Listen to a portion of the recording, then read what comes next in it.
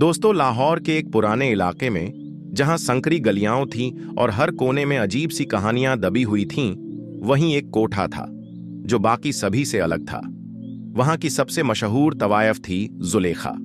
उसकी खूबसूरती के चर्चे दूर दूर तक थे। लोग उसके दर पर आते, कुछ इश्क में तो कुछ हवस में। मगर जब सुबह होती तो वही लोग उसे ताने मारते, उसे गुनहगार कहते। जुलेखा को इस दुनिया से नफरत थी, मगर उसे इस दुनिया ने ही कैद कर रखा था। उसने बचपन में ही अपना घर छोड़ दिया था, या कहें कि उसे बेच दिया गया था।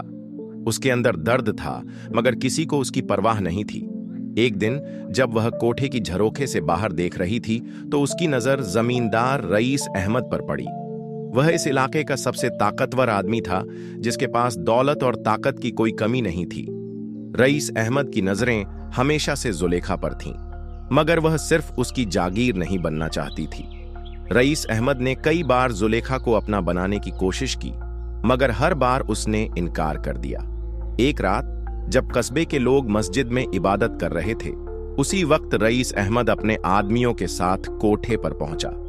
जुलेखा, अब बहुत हो गया, तुझे मेरी बनना ही पड़ेगा, उसने गुस्से से कहा। जुलेखा ने उसकी आंखों में देखा और जवाब दिया, मैं तुम्हारी जागीर नहीं हूं रईस अहमद। अल्लाह के घर में जाकर इबादत करने वालों को यह सब शोभा नहीं देता। रईस अहमद को गुस्सा आ गया। उसने कस्बे के मौलवियों और अपने गुर्गों से कहा, ये औरत सिर्फ एक तवायफ नहीं बल्कि गुनहगार भी है, इसे सजा मिलनी चाहिए। कस्बे के लोगों ने इस बात को हवा दी और फैसला हुआ कि जुलेखा को जलाकर मार दिया जाए। रात के अंधेरे में उसके कोठे को आग लगा दी गई। जुलेखा ने किसी तरह खुद को बचाया और अंधेरे में भाग निकली। वह नंगे पैर, फटे कपड़ों में जलते हुए कोठे से दूर निकल गई।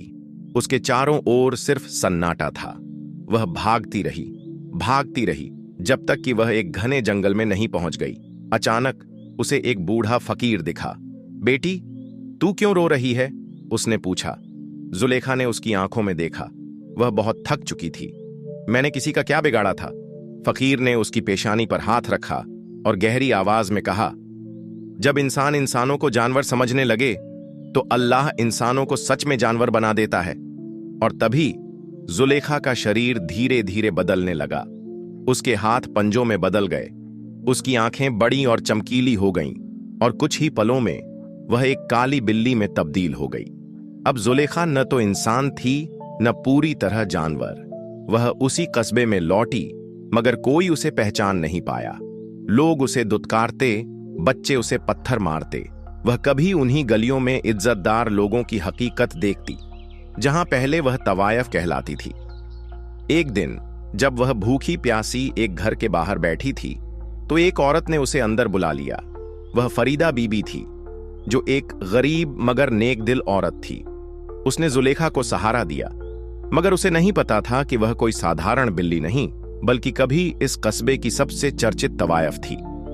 धीरे धीरे जुलेखा ने महसूस किया कि उसके अंदर कुछ रहस्यमयी ताकतें थीं। जहां भी वह जाती वहां कोई न कोई राज खुल जाता।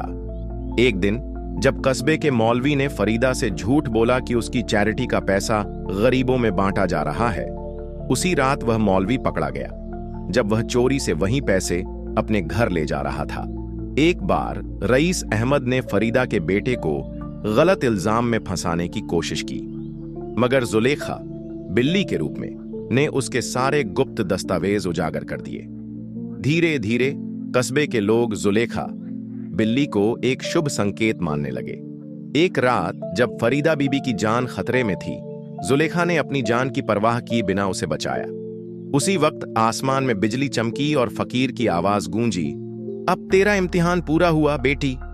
और देखते ही देखते जुलेखा फिर से इंसान बन गई, मगर अब वह पहले जैसी जुलेखा नहीं रही।